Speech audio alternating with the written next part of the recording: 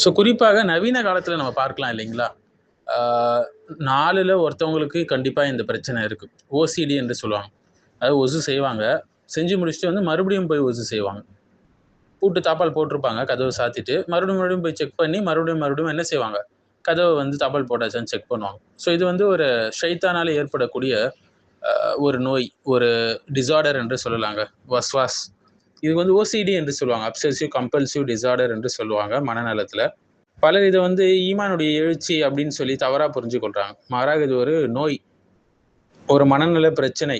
இது இஸ்லாமிக் ரீதியா எப்படி அணுகணும் என்றால் என்னன்னா, அடிக்கடி ஒது செய்றாங்க. தொழுகைய தொழுதிருப்பாங்க. ஆனா மீண்டும் ஒரு சந்தேகம். சரியா தொழுதனா? சரியா ஒது செஞ்சனா? சரியா வந்து கதவ சாத்துனனா என்று.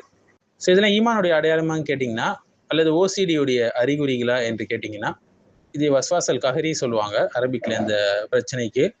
பெரும்பாலும் இது ஓசிடி பிரச்சனை தாங்க. வந்து விருப்பம் இல்லாத எண்ணங்கள், அந்த அப்சஷன்ஸ் இருக்கும். கட்டாயம் மீண்டும் செய்யணும் அந்த செயல்களை என்ற அந்த கம்பல்ஷன்ஸ் இருக்கும். உதாரணமாக 20 வாட்டி ஒது செய்வாங்க. போனா வந்து ஃபுல் பக்கெட்டையும் காலி பண்ணிட்டு தான் வெளிய வருவாங்க. ஒது செய்றேன்னு போய் குளிச்சுட்டே வந்துருவாங்க. தொழுகை மீண்டும் தொழுவாங்க. காற்று பிரிந்து விட்டது என்று என்ன செய்வாங்க? திரும்பி போய் ஒது செய்வாங்க. சந்தேகத்துல எல்லாமே. ஒரு முறை, 2 முறைனா பரவாயில்ல. இது பலமுறை நடக்கும்போது இது ஒரு மனநல பிரச்சனை.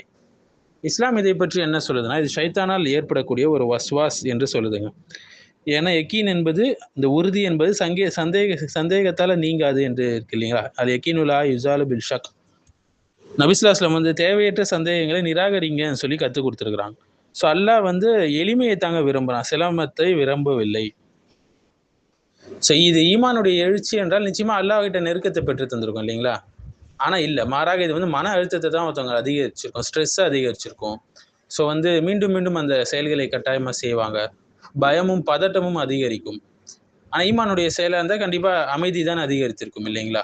தினசரி வாழ்க்கையே இது ஒருத்தவங்கள பாதிக்கும். அவங்களுடைய வேலை எல்லாத்தையுமே பாதிக்கும். படிப்பு எல்லாத்தையும் பாதிக்கும். இதற்கு சிகிச்சையாக பல சிகிச்சைகள் சொல்லப்படுது. ஷரியாவுடைய பார்வையில ஹிஜாமா செய்வாங்க. ரத்தம் குத்தி எடுத்தல் என்பது செய்வாங்க. மேலும் வந்து ஷைத்தானை வெளிக்கொணர்றதுக்கு. அடுத்து நம்பகமான அறிஞர்களிடம் வந்து மார்க்க சந்தேகங்களை கேட்டு தெளிவுபடுத்தணும். நம்ம கிட்ட இருக்கிறது இந்த பிரச்சனையா இல்லையான்னு கன்ஃபார்ம் பண்ணிக்கணும். சைக்காட்ரிஸ்ட் போறது கூட தவறு இல்லை. ஏன்னா சிலர் இது வந்து ஜிங்க் குறைபாடால் ஏற்படுவது என்று கூட சொல்றாங்க. அதன் சைட்ல இருந்து நம்ம என்ன செய்யணும்? ட்ரீட்மெண்ட் எடுத்துக்கொள்ளணும். தவறு கிடையாது. இது வந்து ஈமானுடைய குறைவு கிடையாது என்பதை நம்ம புரிஞ்சுக்கொள்ளணுங்க. இல்லை என்றால் நமக்கு ஸ்ட்ரெஸ் தான் இன்னும் அதிகமா இருக்கும்.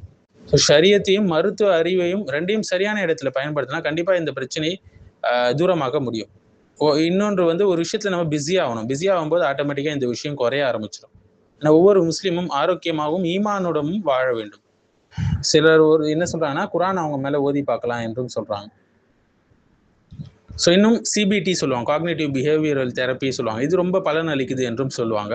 இந்த ஓசிடி பிரச்சனைய இந்த உளவியல் சிகிச்சையில ரொம்பவே பலன் தருது சொல்றாங்க. குறிப்பாக சில மருந்துகளும் சொல்றாங்க. எஸ்எஸ்ஆர்ஐஸ்ன்னு சொல்லுவாங்க. செலக்டிவ் செரோட்டோனின் ரீஅப்டேக் இன்ஹிபிட்டர் சொல்லுவாங்க. இந்த மன அழுத்த எதிர்ப்பு மருந்துகள் கூட பயனுள்ளதாக இருக்கு என்று சொல்றாங்க. இதனுடைய அறிகுறிகள் கடுமையாக இருந்தால் மனநல மருத்துவரை பார்த்து அந்த உதவியும் பெற்றுக்கொள்வது தவறில்லை. இது வந்து ஈமானுடைய குறைவு என்று ஒருபோதும் நம்ம நினைக்கக்கூடாதுங்க. ருக்கியாவும் செய்யணும், அதே நேரத்தில் மருந்தும் நாம் எடுத்துக்கொள்ள வேண்டும். அல்லாஹ்கிட்ட அதிகமாக துவா செய்யணும். குர்ஆன் அதிகமாக ஓதணும். அப்பதான் ஷைத்தான் என்ன செய்வான்? விரண்டு ஓடுவான். அதுக்கார் கடைபிடிக்கணும்.